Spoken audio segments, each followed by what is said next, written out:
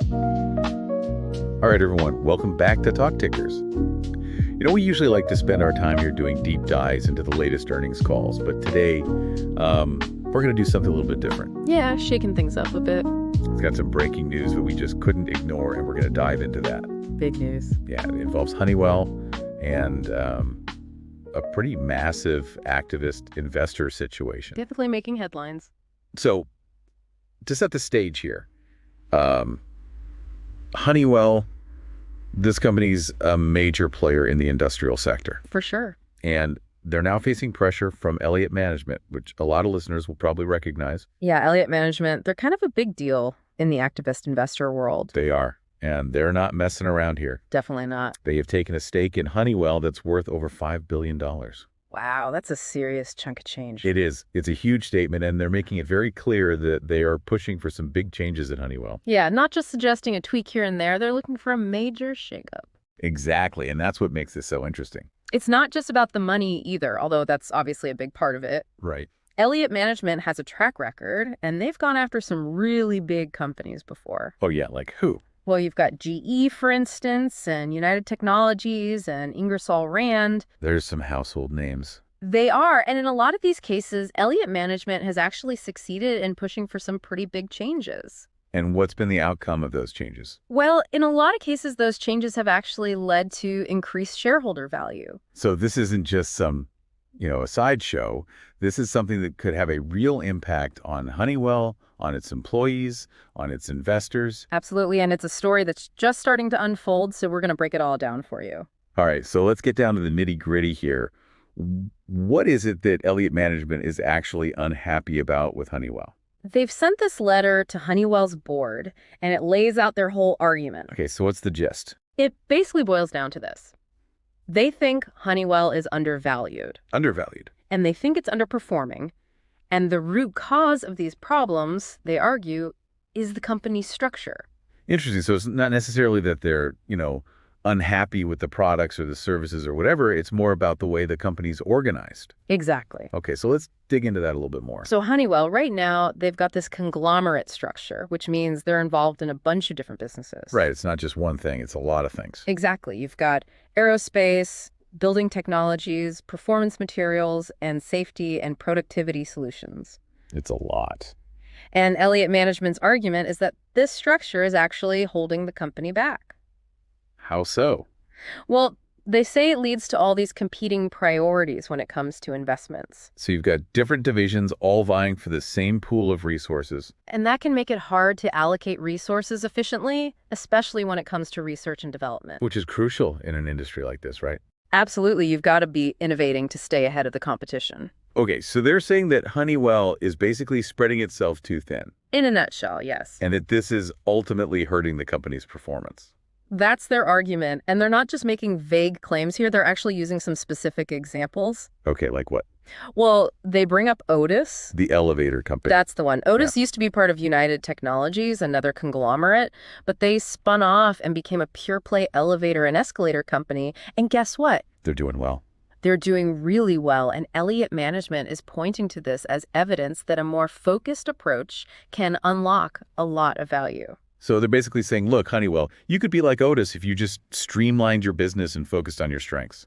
Exactly. And to drive their point home even further, they're comparing Honeywell's valuation to its peers, particularly in the aerospace sector. Where they seem to think Honeywell is particularly strong. Right. Honeywell's aerospace division is actually doing pretty well. It's got high growth, good profit margins, but Elliott Management argues that the company as a whole isn't getting full credit for that success in the market. Because it's all bundled up with these other businesses. Exactly, and that's why they're pushing for this split. Okay, so we've got Elliott Management making a pretty aggressive case for change here. What's Honeywell's response to all of this? Well, they're not taking this lying down. I wouldn't expect them to. They've issued a statement saying that they are open to feedback from investors. So they're willing to listen? Yeah, to a certain extent, but they're also pushing back on some of Elliott Management's claims. In what way? They're emphasizing their commitment to sustainable growth and optimizing their portfolio. So they're saying, hey, we're already on the right track. Exactly. And to back that up, they're highlighting some specifics from their recent impact report.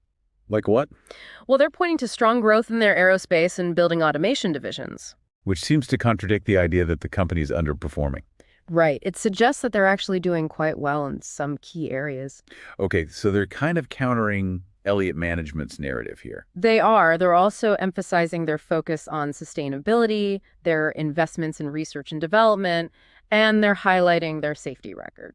So they're trying to paint a picture of a company that's responsible, that's forward-thinking. And a company that's already delivering results. Okay, so we've got these two competing narratives here. We do. Elliott Management saying, hey, you need to shake things up to unlock value.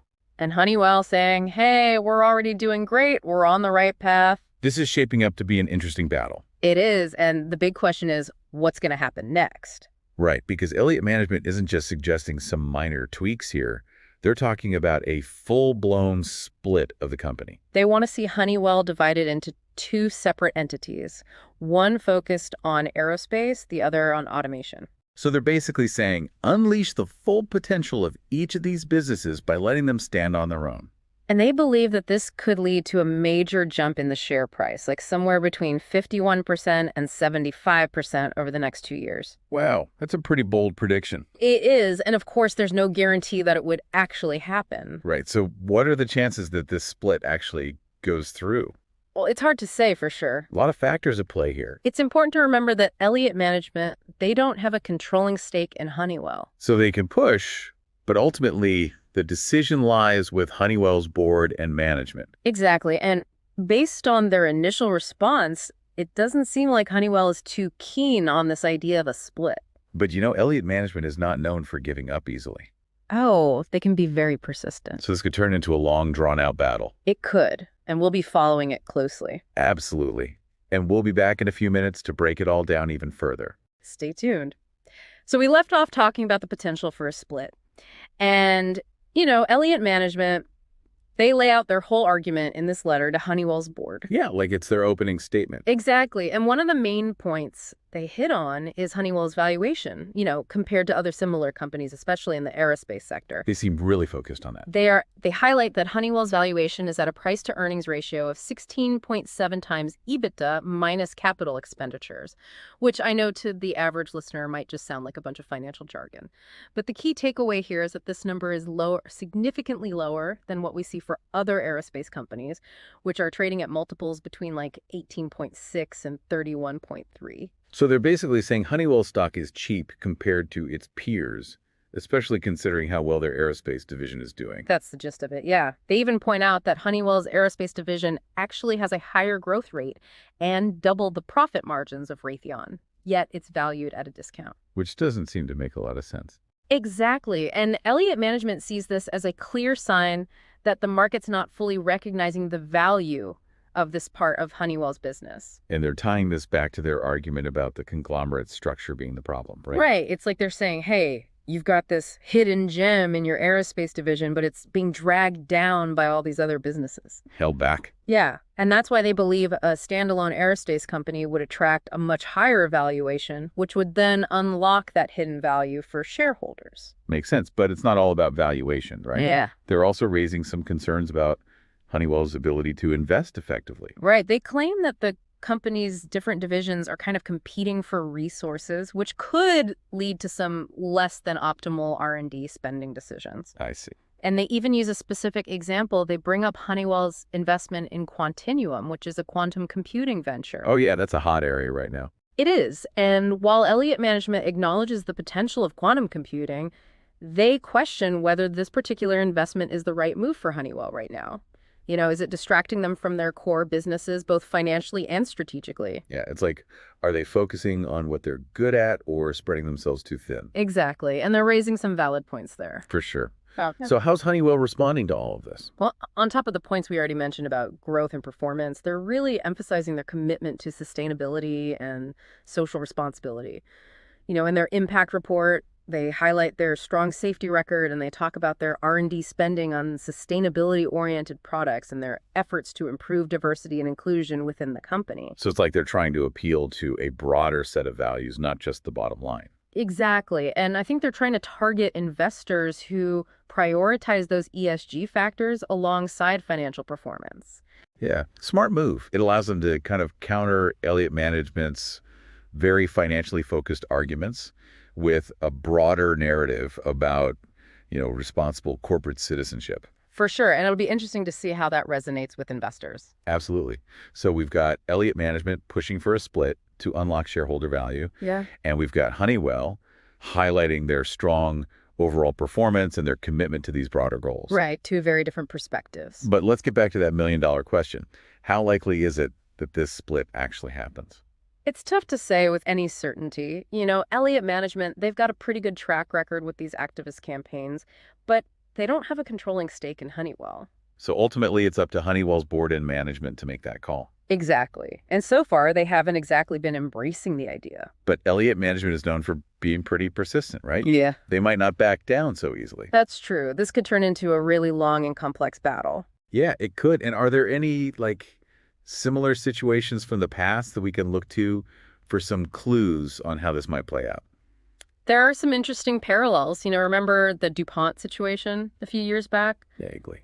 So they faced pressure from an activist investor, Nelson Peltz, and he was pushing for a split as well. DuPont initially resisted, but they eventually gave in. And you know what? The split actually proved to be pretty successful for both companies. So it's possible Honeywell could follow a similar path. It's definitely possible. Start by resisting, maybe try to negotiate some concessions from Elliott Management, and then ultimately decide that a split is the best way forward. Wouldn't be the first time. Nope. But of course, every situation is unique. There's no guarantee that Honeywell will follow that same playbook. All right. Okay. So lots of uncertainty still. For sure. But that's what makes these corporate dramas so compelling. It's a high-stakes game, and there's no clear winner yet. And for investors, it's a reminder that these kinds of events, they can create risks, but they can also create opportunities. Absolutely. And it's important for investors to stay informed by, analyze the situation carefully before making any decisions. Totally agree. And speaking of investment decisions, we do have a pretty wild trade idea that we want to throw out there with all the appropriate disclaimers, of course. Always up for some speculative thinking. All right. Everyone remember, this is purely hypothetical. This is not financial advice. Just a thought experiment. Exactly. So let's imagine, just for fun, that Elliott Management gets their way and Honeywell splits into these two companies. And let's assume that, as they predict, Honeywell Aerospace becomes the higher growth, higher multiple business. Okay, a lot of ifs there, but I'm following. Here's where it gets interesting. Let's say Honeywell Aerospace, as this newly independent company, decides to make a bold move into the electric aircraft market. Which is a sector that's getting a lot of buzz right now. For sure, and there are a lot of startups popping up trying to tackle this. But a company like Honeywell, with their resources and expertise, they could really shake things up. Yes, exactly. Imagine they develop a key component for electric aircraft. Maybe a revolutionary battery system or an incredibly efficient electric motor, something that becomes the industry standard. Now, here's the trade. Instead of just buying Honeywell stock or doing a traditional long-short strategy, you look for a smaller, publicly traded company that supplies a specific raw material or component for those Honeywell electric aircraft systems. So you're looking for a company that's leveraged to Honeywell's success, but is flying under the radar for now. You got it. It's a second-order play on the Honeywell split. If Honeywell Aerospace knocks it out of the park with their electric aircraft technology, this smaller supplier could see their stock go through the roof. Sounds risky. Oh, it definitely is. It's high risk, high reward. You'd have to do a ton of research to find the right company, one that's really aligned with Honeywell's potential moves in this space. And even then, it's still a gamble. For sure, but that's what makes the market so exciting. Sometimes the most unexpected ideas lead to the biggest wins. I love it.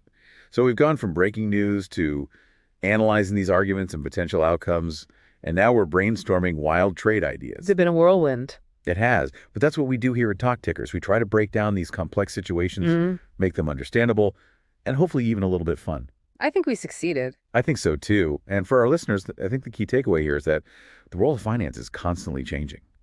Staying informed about these big corporate events, understanding their potential impact, and even exploring these what-if scenarios can help you become a more informed and engaged investor. Couldn't agree more. Well said. All right, that wraps up another episode of Talk Tickers. We'll be back next week with more deep dives into the world of earnings calls and financial markets. Until then, stay curious and keep those investing brains engaged. Okay, so we just spent a good chunk of time talking about this whole Honeywell and Elliott Management situation. We dug into their arguments, looked at the potential split, even tossed around a kind of crazy trade idea. We did cover a lot of ground. Yeah. And now it's time for our favorite segment, The This Is Not Financial Advice segment. where we get to let our imaginations run wild and explore a more out-there trade idea. Always a good time. So to set the stage, remember how Elliott Management believes Honeywell Aerospace would be the more valuable company if they do end up splitting, right? Right. They see it as the higher growth business with more potential upside. And when we think about aerospace, what's one area that's really seeing a lot of innovation and excitement right now? Well, the push for more sustainable aviation is huge, and that includes electric aircraft. Exactly. And we're already seeing some really interesting companies popping up in that space, tackling things like electric propulsion systems and battery technology. Yeah, it's still early days, but the potential is massive. Okay, now imagine this.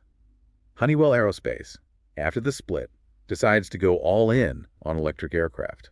Interesting. They leverage all their expertise and resources and become a major player in this emerging market. They could really shake things up, potentially even leapfrog some of the smaller startups that are out there. That's what I'm thinking. Now, here's where our wild trade idea comes in. Instead of just buying Honeywell stock or doing some traditional long-short strategy, we go a step further. Okay, I'm intrigued. What if we look for a smaller, under-the-radar company that supplies a critical component specifically for Honeywell's electric aircraft systems? So we're basically betting on a company that would benefit indirectly from Honeywell's success in this whole electric aviation thing. Exactly. Think of it like this. If Honeywell hits it big with electric aircraft, the demand for that specific component from our little supplier could go through the roof. It's a high-risk, high-reward kind of play? Oh, absolutely. It's highly speculative. You'd need to do a ton of research to find the right company, one that's truly aligned with Honeywell's potential moves in this space. And even then, it's still a gamble. Bit time. But that's part of what makes the market so exciting, right? Sometimes the most unexpected ideas lead to the biggest wins. Sure enough. And I think it's a great example of how understanding these bigger trends and these corporate events can really spark some creative thinking when it comes to investment opportunities. Exactly. It's about looking beyond the obvious and considering those second and third order effects. It also highlights the importance of doing your research. If you were to actually pursue a trade like this, you would need to really vet that supplier company, understand their financials, their technology, their competitive landscape, all of that. Couldn't agree more. And as always, a reminder to everyone, this is not financial advice. We are just two finance enthusiasts having a conversation and exploring some out there ideas. Exactly. We love to dive deep into these topics, but when it comes to investing, the decisions are ultimately yours. All right, that wraps up our deep dive into Honeywell, Elliott Management, and our little speculative journey into the world of electric aircraft. Fun times. It was. We hope you found this episode informative and, as always, a little bit entertaining. Thanks for joining us on Talk Tickers. We'll be back next week with another deep dive into the world of earnings calls and financial markets. Until then, stay curious.